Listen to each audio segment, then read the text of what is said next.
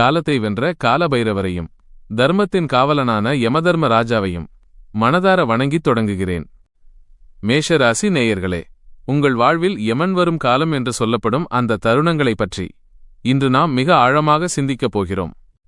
இது பயமுறுத்துவதற்கான பதிவு அல்ல, இது உங்களை எச்சரித்து உங்கள் ஆயுளை காப்பதற்கான ஒரு வழிகாட்டி. யமன், யமதர்மன், இந்த பெயரை கேட்டாலே ஒருவித நடுக்கம் ஏற்படுவது இயற்கை. ஆனால் மேஷராசிக்காரர்களுக்கு யமன் என்பவர் யார்? அவர் வெறும் உயிரை பறிப்பவர்தானா, அல்லது உங்கள் கர்ம வினைகளை தீர்க்க வந்த கணக்காளரா? மேஷராசி நெருப்பு ராசி. உங்கள் இரத்தத்தில் வேகம் அதிகம், உங்கள் செயல்களில் வீரம் அதிகம். ஆனால் அதே வேகமும் வீரமும் சில நேரங்களில் உங்களுக்கு யமனாக மாறிவிடுகிறது. எப்போது தெரியுமா? உங்கள் ராசிக்கு 8ஆம் இடமான விருச்சிகம், அந்த செவ்வாயின் மறைவிடத்தில் சனி பகவான் சஞ்சரிக்கும்போதுதான் அந்த பாசக்கயிறு உங்கள் பக்கம் திரும்புகிறது. அஷ்டமச்சனி, 7.5 சனி, அர்த்தாஷ்டம சனி. இந்த காலங்களைப் பற்றி விரிவாக பேசுவதற்கு முன்னால் ஒரு ரகசியத்தை நீங்கள் புரிந்து கொள்ள வேண்டும். விதியை வெல்ல மதியால் முடியும், மதியை விட மேலானது இறை அருள். மேஷராசிக்கு அதிபதி செவ்வாய். செவ்வாய் என்றால் இரத்தம், செவ்வாய் என்றால் வேகம், செவ்வாய் என்றால் தர்மம். நீங்கள் தர்மத்தின் வழி நடக்கும்போது யமதர்மன் உங்கள் நண்பனாக மாறுகிறார். நீங்கள் அதர்மத்தின் பக்கம் சாயும்போது அவர் காலனாக மாறுகிறார். சனி பகவான் உங்கள் ராசிக்கு 10ஆம் இடத்திற்கும் 11ஆம் இடத்திற்கும் அதிபதி.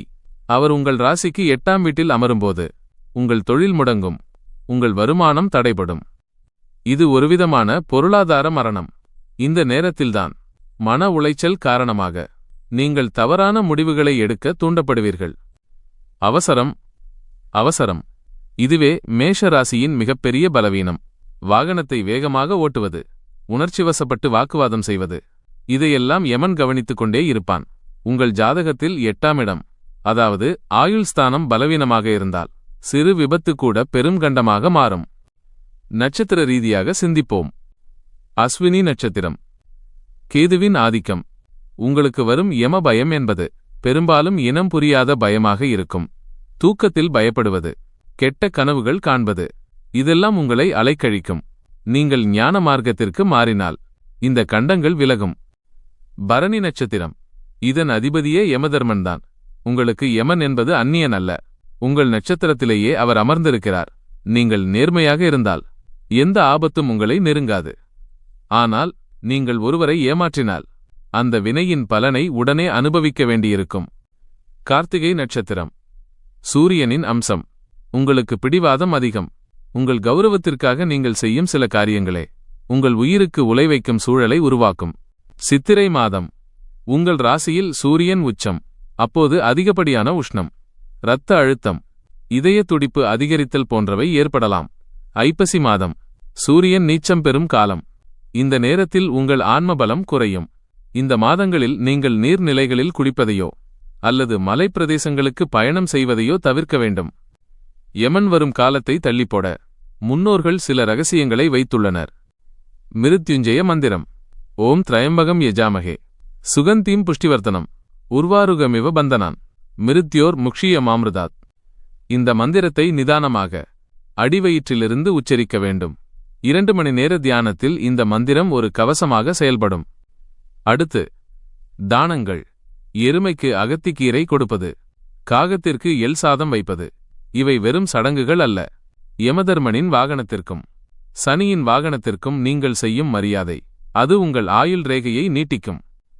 ஜோதிட விதிகளின்படி உங்கள் லக்னாதிபதி செவ்வாய் எங்கே இருக்கிறார்? அவர் குருவின் பார்வையில் இருந்தால் நீங்கள் எத்தனையோ விபத்துகளிலிருந்து நூலிழையில் உயிர் தப்புவீர்கள். ஆனால் செவ்வாய் ராகுவுடனோ அல்லது சனியுடனோ சேர்ந்திருந்தால் நீங்கள் ஒவ்வொரு அடியையும் நிதானமாக எடுத்து வைக்க வேண்டும். நாம் அடுத்ததாக பார்க்கப் போவது உங்கள் வீட்டில் செய்ய வேண்டிய தற்காப்பு முறைகள். தெற்கு திசை யமதர்மனுக்கு உரிய திசை. உங்கள் வீட்டின் தெற்கு பகுதியில் அசுத்தமில்லாமல் பார்த்து கொள்ளுங்கள். அங்கே ஒரு விளக்கேற்றி தர்ம தேவதையை வணங்குங்கள். அகால மரணங்கள் எதனால் நிகழ்கின்றன? உங்கள் கர்மவினையின் கணக்கு முடிவதற்கு முன்பே உங்கள் உடல் அழியும் நிலை ஏன் வருகிறது? இதற்கு பரிகாரமாக திருக்கடையூர் அபிராமி அம்பிகையையும் அமிர்தகடேஸ்வரரையும் மனதால் நினையுங்கள். மார்க்கண்டேயனுக்காக யமனை உதைத்த ஈசன் உங்களையும் காப்பான். மேஷராசி நேயர்களே, மது, மாது, சூது, இவை மூன்றும் யமதர்மனின் அழைப்பிதழ்கள். இவற்றிலிருந்து விலகியிருங்கள். குறிப்பாக சனிக்கிழமைகளில் அசைவ உணவை தவிர்ப்பது உங்கள் உடலில் உள்ள எதிர்மறை ஆற்றலை குறைக்கும். ஆயுள் என்பது உங்கள் கையில் இல்லை, ஆனால் வாழ்க்கை உங்கள் கையில் இருக்கிறது. தர்மத்தின் வழியில் நீங்கள் நடக்கும் ஒவ்வொரு அடியும் உங்கள் மரணத்தை தள்ளிப்போடும். நீங்கள் செய்த பாவங்கள் என்ன? உங்கள் முன்னோர்கள் செய்த பாவங்கள் என்ன? அவை எப்படி தொடர்கின்றன? பித்ருதோஷம் இருந்தால் அது அகால விபத்துகளை தரும். எனவே அமாவாசை தோறும் பித்ருக்களுக்கு செய்யும் தர்ப்பணம் உங்களை யமனிடமிருந்து காக்கும் மிகப்பெரிய ஆயுதம். பயப்படாதீர்கள். யமன் என்பவன் உங்கள் எதிரி அல்ல. அவன் ஒரு நீதிபதி. நீங்கள் சரியாக இருந்தால் நீதிபதி உங்களுக்கு பரிசுகளை வழங்குவார்.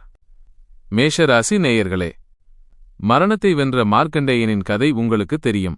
16 வயது நிரம்பிய அந்த சிறுவன் சிவபெருமானின் பாதங்களை இறுகப்பற்றிக் கொண்டபோது யமதர்மனின் பாசக்கயிறு ஈசனின் மீதே விழுந்தது. அப்போது ஈசன் யமனை உதைத்து தள்ளினார். இதிலிருந்து நீங்கள் புரிந்து கொள்ள வேண்டிய பாடம் ஒன்றுதான். எத்தகைய கொடிய கண்டம் வந்தாலும் உங்கள் பக்தி உறுதியாக இருந்தால் காலன் உங்கள் காலடியில் பணிவான். மேஷ ராசிக்காரர்களுக்கு செவ்வாய் பலம் அதிகம். ஆனால் இந்த வேகம் சில நேரங்களில் உங்கள் இரத்த ஓட்டத்தை சீர்குலைக்கும். முன்னோர்கள் ஒரு ரகசியத்தை சொல்லியிருக்கிறார்கள். உங்கள் வீட்டில் வெள்ளருக்கு வேர் இருந்தால் அங்கே யம பயம் அண்டாது. வெள்ளருக்கு என்பது விநாயக பெருமானுக்கு உகந்தது மட்டுமல்ல, அது எதிர்மறை ஆற்றல்களை தடுக்கும் ஒரு கவசம். இன்னும் ஒரு படி மேலே போய் சித்தர்கள் அருளிய ரகசிய மூலிகை பரிகாரங்களை பார்ப்போம். மேஷ ராசியினர் செவ்வாய்க்கிழமை தோறும் வேப்பிலை மற்றும் மஞ்சள் கலந்த நீரை உங்கள் வீட்டின் வாசலில் தெளித்து வாருங்கள்.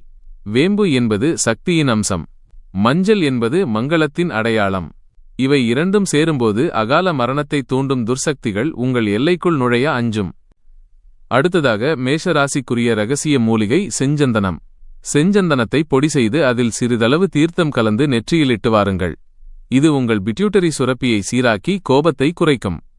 கோபம் குறைந்தாலே பாதி விபத்துகளை நீங்கள் தவிர்த்துவிடலாம். இப்போது நாம் ஆயுள் விருத்திக்கான மிக முக்கியமான ஒரு பகுதிக்கு வருகிறோம். மேஷராசியினர் தங்களின் வாழ்நாளில் ஒருமுறையாவது திருக்கடையூர் சென்று அமிர்தகடேஸ்வரரை வணங்க வேண்டும். அங்கே உள்ள காலசம்ஹாரமூர்த்தி மேஷராசிக்காரர்களுக்கு குலதெய்வத்திற்கு இணையான பலனை தருவார். குறிப்பாக மணிவிழா எனப்படும் 60ஆம் கல்யாணம் அல்லது 70-80ஆம் வயது பூர்த்திகளை அங்கே கொண்டாடுவது உங்கள் ஆயுளை மீண்டும் ஒருமுறை புதுப்பிப்பதற்கு சமம். ஜோதிட ரீதியாக உங்கள் ஜாதகத்தில் 8ஆம் இடத்திற்கு அதிபதியான செவ்வாய் எப்போது 8ஆம் இடத்தையோ அல்லது ராசியையோ பார்க்கிறாரோ அப்போது கண்டங்கள் விலகும். ஆனால் 8ஆம் இடத்தில் ராகுவோ அல்லது கேதுவோ இருந்தால் சர்ப்பதோஷம் காரணமாக உங்களுக்கு பாதிப்புகள் வரலாம். இதற்கு பரிகாரமாக நீர்நிலையில் உள்ள நாகர் சிலைகளுக்கு பால் அபிஷேகம் செய்து வாருங்கள். மேஷராசி பெண்களே, உங்கள் மாங்கல்ய பலமே உங்கள் கணவரின் ஆயுளை காக்கும். நீங்கள் வெள்ளிக்கிழமை தோறும் அபிராமி அந்தாதியை நிதானமாக வாசித்து வாருங்கள். அந்த தமிழ் மந்திரங்களுக்கு யமனை தடுக்கும் ஆற்றல் உண்டு. நேயர்களே, 2 மணி நேர இந்த தெளிவுரையின் நிறைவு பகுதியில் நாம் உணர்ந்து கொள்ள வேண்டியது: பயம் என்பது உங்களை அழிக்கும், பக்தி என்பது உங்களை காக்கும். உங்கள் கர்ம வினைகள் உங்கள் தலைமுறை வரை தொடராமல் இருக்க ஏழை எளியவர்களுக்கு வஸ்திர தானம், துணி தானம் செய்யுங்கள். கிழிந்த துணிகளை உடுத்தும் ஒருவருக்கு புத்தாடை வழங்கும்போது யமதர்மன் உங்கள் பாவக் கணக்கில் ஒரு பெரும் பகுதியை தள்ளுபடி செய்கிறார். இறுதியாக, ஒவ்வொரு நாளும் உறங்கச் செல்லும் முன் இன்று நான் செய்த தர்மங்கள் என்ன, இன்று நான் யாருக்காவது தீங்கு செய்தேனா என்று உங்களை நீங்களே கேள்வி கேட்டுக்கொள்ளுங்கள். உங்கள் மனசாட்சி சுத்தமாக இருந்தால் யமன் உங்களைக் கண்டு புன்னகைப்பாரே தவிர பாசக்கயிற்றை வீசமாட்டார். காலம் பொன்னானது, ஆனால் உங்கள் உயிர் அதைவிட மேலானது. தர்மத்தின் பாதையில் தொடர்ந்து பயணிப்போம். இந்த தெளிவுரையை முழுமையாக கேட்ட உங்களுக்கு யமபயம் நீங்கி தீர்க்க ஆயுளும் நிறைந்த ஆரோக்கியமும் கிட்டட்டும். ஓம் நமசிவாய. ஓம் நமசிவாய. ஓம் நமசிவாய. இந்த ராசிபலன் உங்கள் வாழ்க்கைக்கு ஒரு தெளிவையும் உத்வேகத்தையும் தந்திருந்தால் மறக்காமல் இந்த வீடியோவை லைக் செய்யுங்கள். உங்களைப் போலவே மாற்றத்திற்காக காத்திருக்கும் உங்கள் நண்பர்களுக்கும் இந்த வீடியோவை ஷேர் செய்யுங்கள். வானசாஸ்திர உண்மைகளையும் உங்கள் வாழ்வை மேம்படுத்தும் ஆன்மீக ரகசியங்களையும் தொடர்ந்து தெரிந்து கொள்ள JJ ஆஸ்ட்ரோ டாக்ஸ் சேனலை இப்போதே சப்ஸ்கிரைப் செய்யுங்கள். உங்கள் தற்போதைய மனநிலை என்ன? உங்கள் வாழ்க்கையில் நீங்கள் சந்திக்கும் சவால்கள் அல்லது வெற்றிகள் எதுவாக இருந்தாலும் அதை கமெண்ட் பகுதியில் என்னோடு பகிர்ந்து கொள்ளுங்கள். JJ ஆஸ்ட்ரோ டாக்ஸ் குடும்பத்தின் ஒரு அங்கமாக உங்கள் ஒவ்வொரு கருத்துக்கும் நான் மதிப்பளித்து பதிலளிப்பேன். மீண்டும் ஒரு புதிய வீடியோவில் உங்கள் வாழ்வின் அடுத்த கட்ட நகர்வுகளோடு உங்களை சந்திக்கிறேன். அதுவரை உங்கள் வாழ்க்கையில் ஒளி, நம்பிக்கை, வெற்றி என அனைத்தும் நிறைந்து வழிய வாழ்த்துகிறேன். துணிந்து முன்னேறுங்கள். உங்கள் பொற்காலம் தொடங்கிவிட்டது. நன்றி.